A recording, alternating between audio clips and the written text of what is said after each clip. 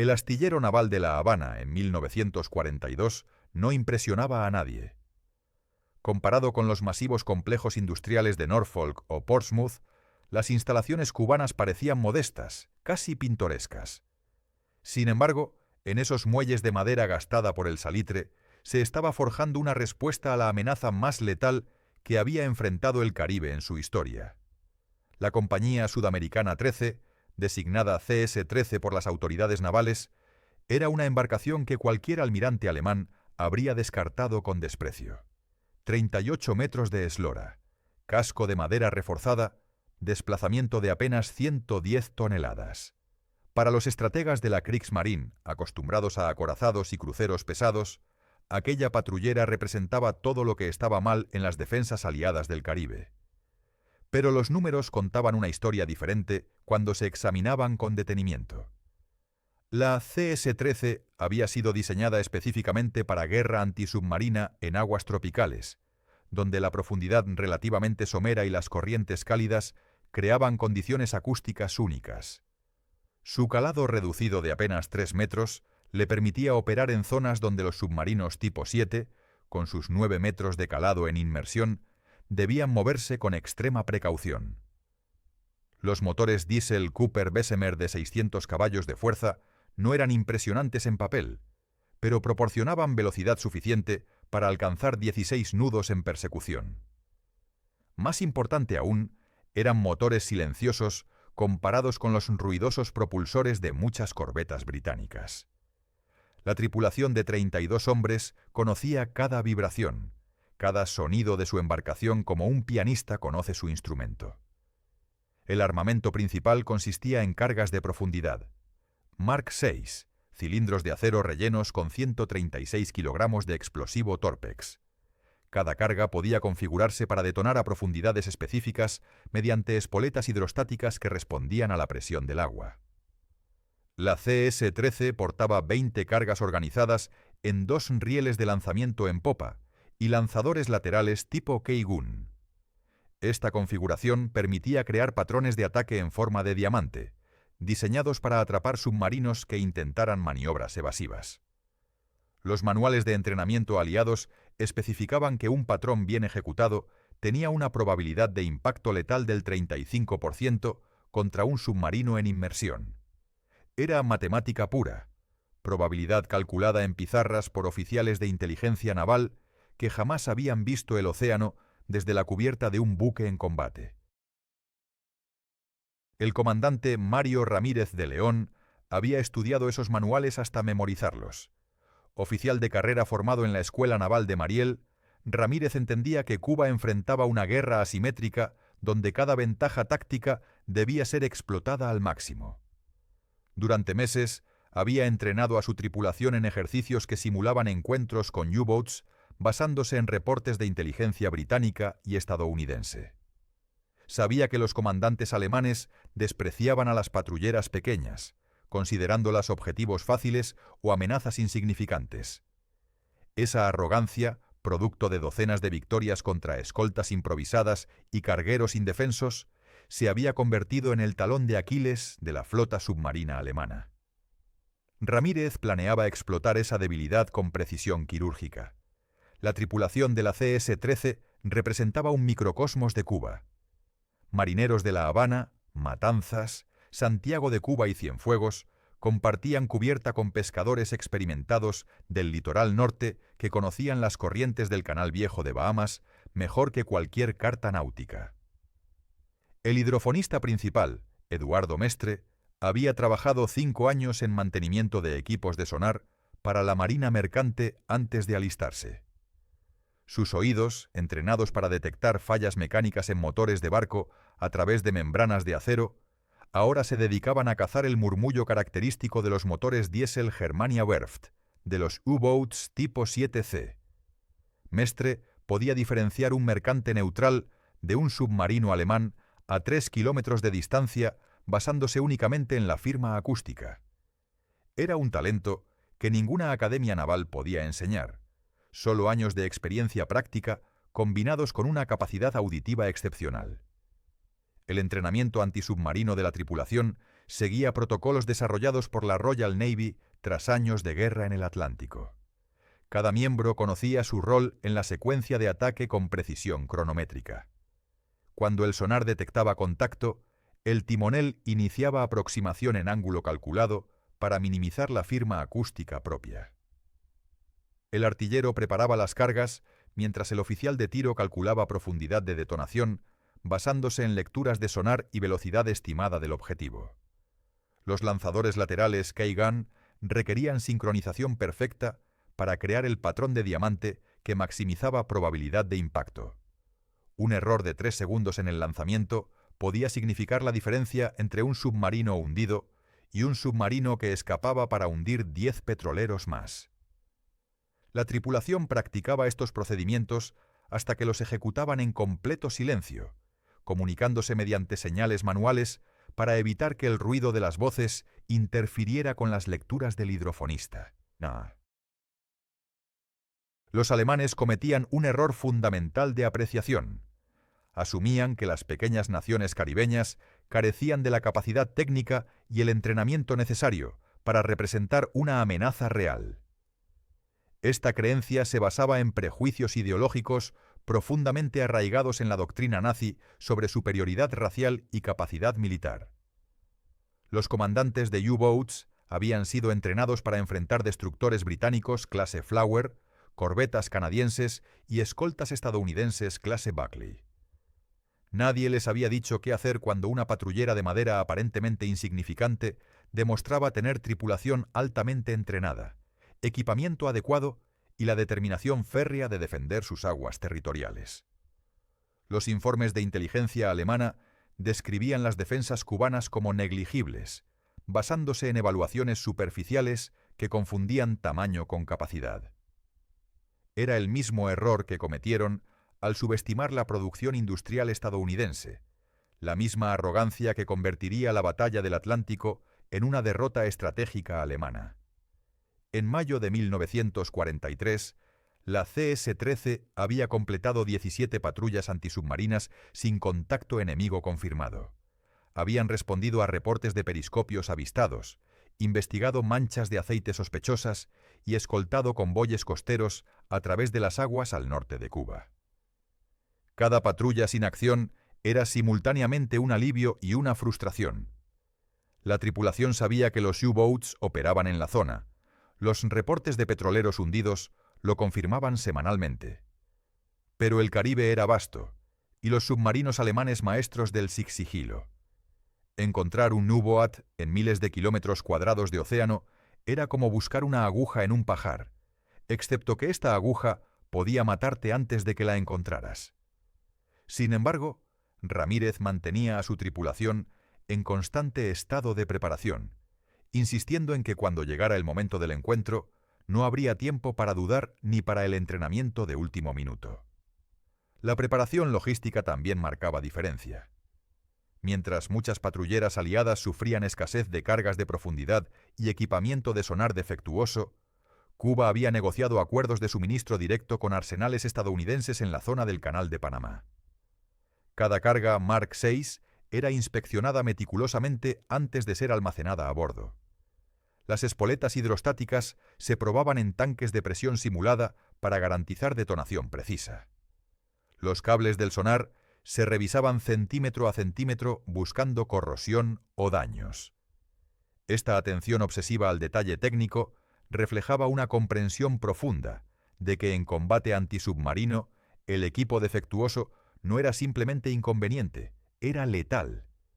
Un solo fallo de espoleta podía permitir que un U-Boat escapara, y ese submarino hundiría barcos aliados durante meses hasta que otra patrullera tuviera la oportunidad de interceptarlo.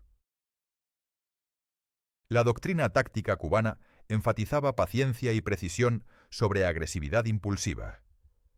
Ramírez había estudiado reportes de ataques fallidos donde escoltas aliadas lanzaban cargas prematuramente, alertando al submarino y permitiéndole escapar mediante maniobras evasivas.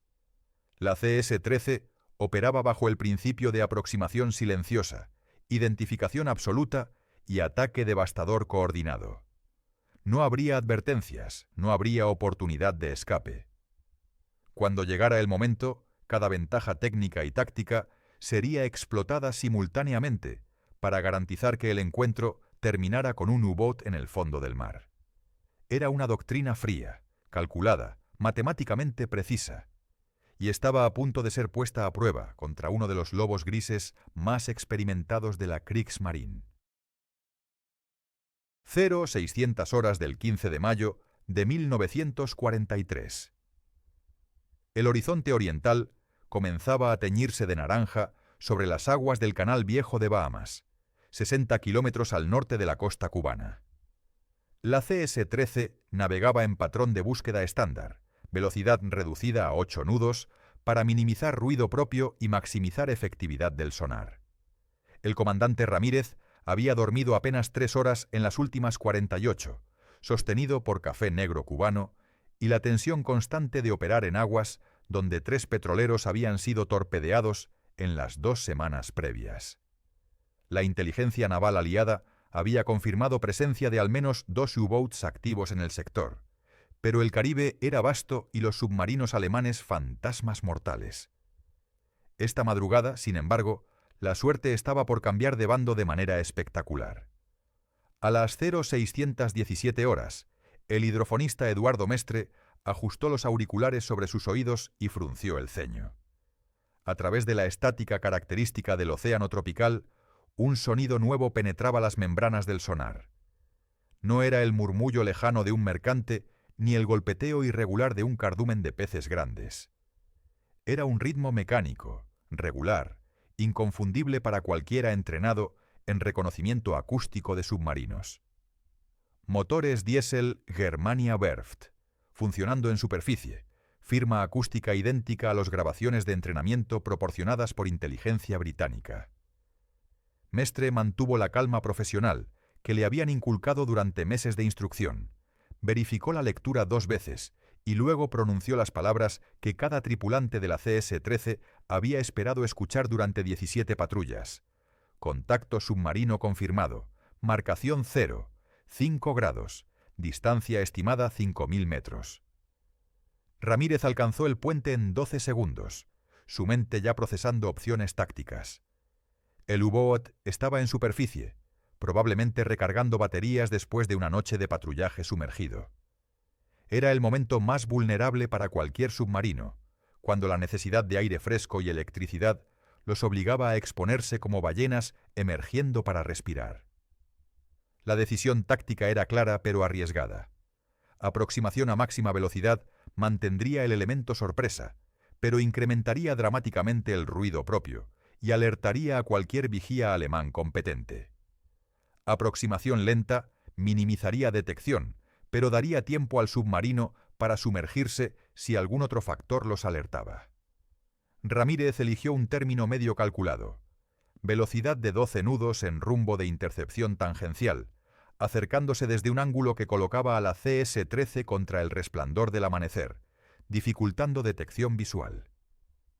Era geometría naval pura, aprovechando cada ventaja que la física y la geografía ofrecían. El U-176, comandado por el capitán Leutnant Rainer Dirksen, había completado su 42ª patrulla de combate. Dirksen era veterano del Atlántico Norte con 17 buques hundidos acreditados, un cazador experimentado que conocía cada sonido del océano y cada táctica aliada. Pero 42 patrullas también significaban 42 inmersiones de emergencia, 42 cargas de profundidad esquivadas, 42 encuentros donde la suerte había favorecido al submarino. Las probabilidades en guerra submarina funcionaban como ruleta rusa. Cada patrulla exitosa simplemente significaba que la bala no había estado en esa recámara. La matemática implacable de la guerra antisubmarina dictaba que ningún comandante, sin importar su habilidad, podría esquivar la muerte indefinidamente. Para Dirksen y sus 40 tripulantes, la recámara cargada había llegado en forma de una patrullera cubana, que la inteligencia alemana les había asegurado no representaba amenaza real. A las 0635 horas, la distancia se había reducido a 2.500 metros. Los vigías del U-176 permanecían concentrados en el horizonte occidental, buscando siluetas de cargueros contra el cielo todavía oscuro. Nadie miraba hacia el este, hacia el resplandor creciente del amanecer, donde la CS-13 se aproximaba como un tiburón. La doctrina alemana asumía que las amenazas vendrían de escoltas acompañando convoyes, no de patrulleras solitarias operando en búsqueda libre. Era un punto ciego táctico nacido de la arrogancia, el mismo defecto que había permitido a los aliados transformar la batalla del Atlántico de desastre en victoria. Ramírez observaba a través de binoculares la silueta inconfundible del tipo 7C, 57 metros de acero alemán diseñado para matar, ajeno al hecho de que ya estaba en la mira de un enemigo que la Kriegsmarine nunca había tomado en serio. Cuando la distancia alcanzó 1500 metros, el oficial de derrota del U-Boat finalmente detectó algo anómalo. Una sombra oscura contra el resplandor, moviéndose demasiado rápido para ser un pesquero, demasiado pequeña para ser un destructor. Por una fracción de segundo, la confusión reinó en el puente del submarino mientras intentaban identificar la amenaza. Ese segundo de duda fue todo lo que Ramírez necesitaba. La orden de batalla general resonó por el intercomunicador de la CS-13 y la tripulación ejecutó la secuencia de ataque con precisión coreográfica que solo meses de entrenamiento obsesivo podían producir. Los motores Cooper-Bessemer rugieron a máxima potencia, impulsando la patrullera a 16 nudos mientras el timonel trazaba rumbo de intercepción directa. Ya no había necesidad de sigilo, solo de velocidad y violencia coordinada. La alarma de inmersión del U-176 aulló a las 0637 horas. Los tripulantes alemanes iniciaron la secuencia de inmersión de emergencia que habían practicado cientos de veces. Cerrar escotillas, inundar tanques de lastre, inclinar los planos de inmersión a ángulo máximo. Un tipo 7C bien entrenado podía sumergirse completamente en 35 segundos desde superficie. Pero 35 segundos era una eternidad cuando una patrullera cargaba a toda velocidad desde 1000 metros de distancia. Dirksen, parado en el puente, calculó mentalmente trayectorias y comprendió con claridad helada que no llegarían a profundidad de seguridad antes de que la patrullera estuviera encima. Gritó orden de inmersión de emergencia profunda, apostando todo hasta alcanzar los 50 metros antes de que cayeran las cargas. Era la última decisión táctica que tomaría en su vida. La CS-13 cruzó sobre la posición de inmersión del U-Boat a las 0638 horas con 18 segundos. El oficial de tiro había calculado profundidad basándose en tiempo transcurrido desde inicio de inmersión y velocidad de descenso estándar de un tipo 7C, 25 metros. Las primeras dos cargas Mark VI salieron despedidas de los rieles de popa, configuradas para detonar a 20 y 30 metros respectivamente. 3 segundos después, los lanzadores K-Gun laterales escupieron otras cargas en patrón de diamante, creando una zona de muerte tridimensional de 200 metros cúbicos. Era el patrón de ataque perfecto ejecutado con timing milimétrico, convirtiendo teoría de manual en realidad explosiva. Ramírez observó las estelas de las cargas desapareciendo bajo las olas y comenzó a contar mentalmente los segundos hasta la detonación. Las primeras explosiones submarinas estremecieron el océano a las 0638 horas con 23 segundos. Columnas de agua blanca eruptaron en la superficie como géiseres artificiales, cada una marcando la detonación de 136 kilogramos de Torpex a profundidad calculada. El sonido era ensordecedor incluso en cubierta de la CS-13, un trueno profundo y visceral que resonaba en los huesos de cada tripulante. Bajo el agua, el efecto era apocalíptico. Las ondas de choque viajaban a 1500 metros por segundo a través del agua, mucho más rápido y más lejos que en aire. El casco del U-176, diseñado para resistir presión del océano pero vulnerable a ondas de choque explosivas, absorbió el impacto de múltiples detonaciones casi simultáneas. Las planchas de acero se deformaron, las soldaduras cedieron, los sistemas hidráulicos reventaron bajo presión súbita. Mestre, con auriculares firmemente ajustados, escuchó la secuencia de destrucción con claridad terrible. El crujido metálico del casco fracturándose, el silbido agudo de aire de alta presión escapando, el estruendo sordo de maquinaria pesada desprendiéndose de sus montajes. Y luego, después de un silencio de 3 segundos que pareció eterno, el sonido definitivo que confirmaba impacto letal. Explosiones secundarias internas, cuando el agua marina alcanzó las baterías eléctricas, produciendo gas hidrógeno que detonó instantáneamente en los compartimentos inundados. No había posibilidad de supervivencia. Un submarino con casco comprometido a 25 metros de profundidad se convertía en tumba de acero para toda su tripulación en menos de 1 minuto. 45 hombres, desde el comandante veterano hasta el marinero más joven, murieron en la oscuridad helada del fondo marino caribeño. Ramírez ordenó mantener posición y observar durante 30 minutos, procedimiento estándar para confirmar hundimiento. La superficie del mar mostraba evidencia inconfundible. Una mancha de aceite de combustible expandiéndose lentamente, burbujas de aire emergiendo en patrón decreciente, y finalmente fragmentos de madera y corcho que solo podían provenir del interior de un submarino destruido. No hubo supervivientes, no hubo botes salvavidas, no hubo llamadas de auxilio por radio. El U-176 había dejado de existir como entidad operacional, transformado en chatarra retorcida, descansando en el lecho marino a 70 metros de profundidad. La CS-13 transmitió reporte de hundimiento confirmado a Comando Naval Cubano a las 0705 horas. La respuesta fue escéptica inicialmente, requiriendo confirmación múltiple, pero la evidencia física era irrefutable. El silencio de radio que siguió al hundimiento del U-176 fue la primera señal de que algo había salido catastróficamente mal para la Kriegsmarine. El cuartel general de operaciones submarinas en Lorient, Francia, esperaba transmisión de rutina del submarino reportando su posición y estado operacional. Cada U-Boat mantenía horario estricto de comunicaciones, transmisiones breves codificadas que permitían al alto mando naval coordinar operaciones y rastrear ubicaciones aproximadas de su flota submarina.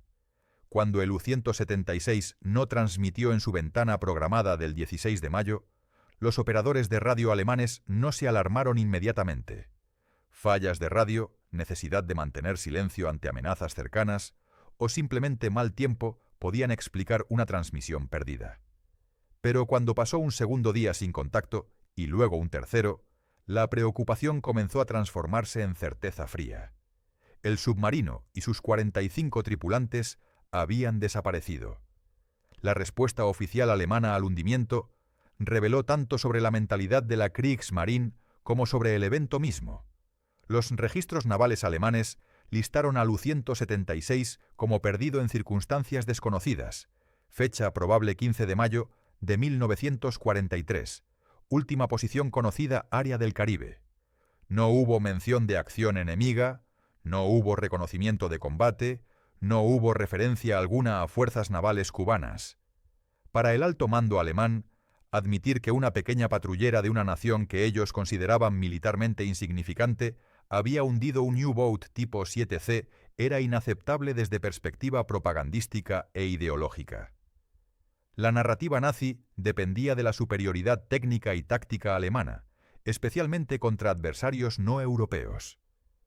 Reconocer esta victoria habría socavado esa narrativa de manera fundamental e irreparable. Los archivos de la Kriegsmarine, capturados por fuerzas aliadas en 1945, contaban una historia diferente. Entre miles de documentos clasificados, los investigadores navales estadounidenses descubrieron reportes de inteligencia alemana que habían rastreado la desaparición del U-176 con precisión meticulosa.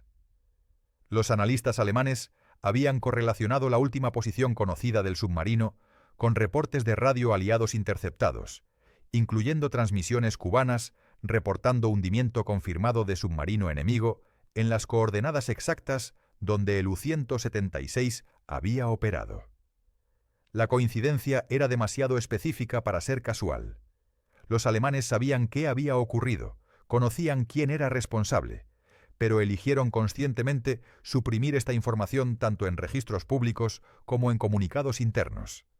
Era mentira por omisión ejecutada a escala institucional. El comandante Ramírez y la tripulación de la CS-13 enfrentaron su propio tipo de silencio. El reporte de hundimiento fue recibido con escepticismo por oficiales navales aliados acostumbrados a reportes exagerados de éxitos antisubmarinos. La guerra submarina estaba plagada de afirmaciones de hundimientos que resultaban ser ataques contra cardúmenes de peces, ballenas o incluso formaciones rocosas submarinas detectadas por sonar defectuoso. Confirmar hundimientos requería evidencia física sustancial, supervivientes capturados, fragmentos identificables del submarino o fotografías de aceite y escombros. La CS-13 había proporcionado esta evidencia, pero la ausencia de supervivientes alemanes que pudieran ser interrogados dejaba margen para duda. Solo cuando inteligencia británica confirmó que las transmisiones del U-176 habían cesado abruptamente el 15 de mayo en el área exacta del ataque, las autoridades navales aliadas comenzaron a aceptar que Cuba había logrado algo extraordinario. La confirmación definitiva llegó en forma de análisis técnico de los fragmentos recuperados. Buzos de la Marina cubana descendieron al sitio del hundimiento semanas después, localizando el pecio a 73 metros de profundidad. Las condiciones de buceo eran extremadamente peligrosas a esa profundidad con el equipo disponible en 1943, pero los buzos lograron recuperar placas de identificación, fragmentos del periscopio y secciones del casco con números de construcción grabados. Estos números correspondían inequívocamente al U-176, construido en los astilleros Bremer Vulcan en 1941. Era evidencia forense irrefutable que transformaba reporte de combate en hecho histórico verificado. Sin embargo, esta evidencia permaneció clasificada durante décadas, conocida solo por círculos de inteligencia naval que tenían razones propias para mantener ciertos éxitos antisubmarinos en secreto. La guerra de propaganda jugó papel crucial en la supresión de esta victoria. Los aliados enfrentaban dilema estratégico sobre qué hundimientos publicitar y cuáles mantener confidenciales. Publicitar éxitos antisubmarinos podía elevar moral civil y demostrar efectividad de las defensas navales, pero también revelaba a los alemanes qué tácticas funcionaban y dónde sus submarinos eran vulnerables. En el caso del U-176, las autoridades aliadas decidieron que revelar capacidades antisubmarinas cubanas podría alertar a la Kriegsmarine y causar cambios tácticos que complicarían futuras operaciones. Era cálculo frío basado en lógica de guerra total. El reconocimiento público valía menos que la ventaja táctica de mantener al enemigo ignorante. Cuba había ganado la batalla, pero la victoria permanecería en sombras por razones que nada tenían que ver con el mérito del logro.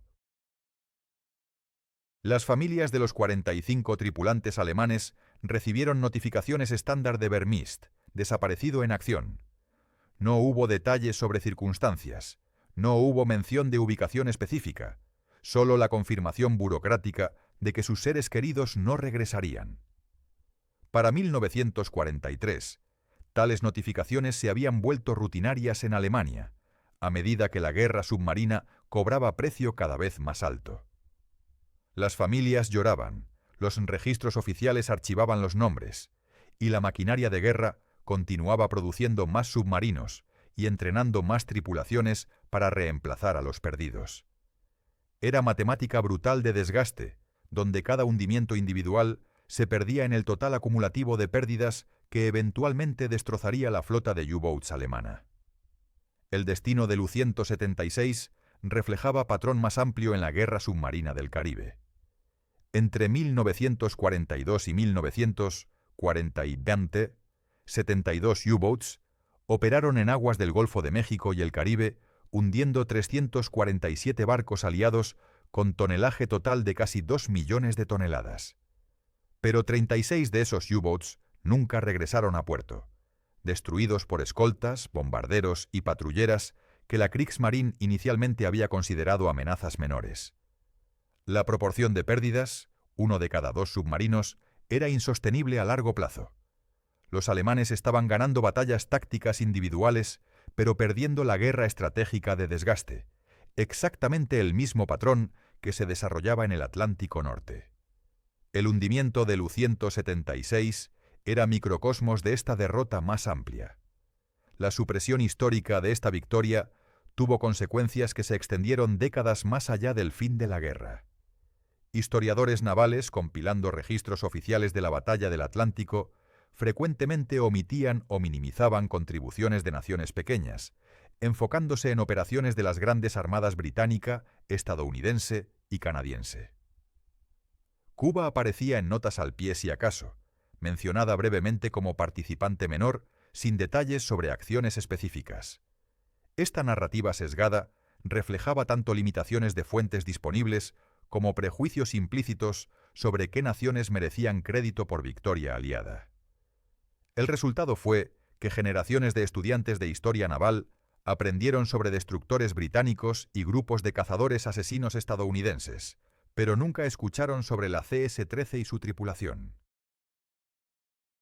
Los archivos alemanes desclasificados en las décadas de 1960 y 1970 finalmente proporcionaron confirmación oficial de lo que veteranos cubanos habían sabido durante 30 años. Los documentos de la Kriegsmarine listaban al U-176 como hundido por acción enemiga, ataque de cargas de profundidad, 15 de mayo de 1943, posición norte de Cuba. Los investigadores que descubrieron estos documentos quedaron sorprendidos por la discrepancia entre registros alemanes internos y comunicados públicos de guerra. Era evidencia documental de cómo ambos bandos habían manipulado narrativas históricas para servir objetivos propagandísticos, incluso cuando esa manipulación significaba negar reconocimiento a quienes lo habían ganado con sangre y coraje. La verdad había estado sepultada en archivos clasificados tan efectivamente como el U-176 yacía sepultado en el fondo del Caribe. En las décadas que siguieron al fin de la Segunda Guerra Mundial, los monumentos a victorias navales se multiplicaron por todo el mundo aliado. Portsmouth erigió memoriales a los comandantes de escoltas que protegieron convoyes del Atlántico. Pearl Harbor se convirtió en santuario nacional, honrando a quienes defendieron el Pacífico. Los museos navales de Estados Unidos exhibían con orgullo destructores clase Fletcher y portaaviones clase Essex, que habían dominado los océanos. Pero en La Habana no había placas conmemorativas para la CS-13, no se erigieron estatuas del comandante Ramírez, no se filmaron películas épicas sobre el 15 de mayo de 1943.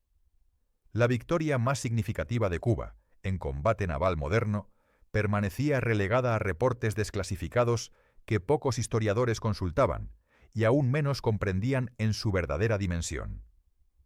La ausencia de reconocimiento público no era accidental, sino resultado de fuerzas históricas y políticas complejas. Durante la Guerra Fría, las relaciones entre Cuba y las potencias occidentales que controlaban las narrativas históricas dominantes se deterioraron dramáticamente. Los historiadores navales estadounidenses y británicos que compilaban historias oficiales de la guerra antisubmarina tenían poco incentivo para destacar logros cubanos en momento cuando Cuba se había alineado con la Unión Soviética. La historia naval se convirtió en otra arena de la guerra ideológica, donde qué victorias se recordaban y cuáles se olvidaban dependía tanto de política contemporánea como de hechos históricos. El hundimiento del U-176 cayó víctima de esta politización, demasiado asociado con una nación ahora considerada adversaria para merecer el reconocimiento que objetivamente había ganado. Los veteranos de la CS-13 enfrentaron este olvido con dignidad silenciosa que contrastaba dramáticamente con la magnitud de su logro. Eduardo Mestre, el hidrofonista cuyo oído había detectado el U-Boat, regresó a vida civil trabajando como ingeniero de sonido para Radio Habana. Nunca habló públicamente sobre su papel en el hundimiento, cumpliendo rigurosamente los acuerdos de confidencialidad que había firmado en tiempos de guerra. Cuando sus nietos le preguntaban sobre sus años en la Marina, respondía con generalidades sobre patrullas rutinarias y mares tranquilos. Solo en sus últimos años, cuando la artritis había encorvado su espalda y la sordera irónica había silenciado los oídos que una vez detectaron un submarino a 5 kilómetros, Mestre comenzó a compartir fragmentos de la historia con historiadores navales que buscaban verdades enterradas en testimonios de veteranos olvidados. El comandante Mario Ramírez de León continuó sirviendo en la Marina cubana hasta 1958, alcanzando rango de capitán de navío antes de retirarse. Su expediente militar contenía menciones de servicio distinguido y condecoraciones por acciones que permanecían clasificadas, referencias codificadas a eventos que no podían ser discutidos abiertamente.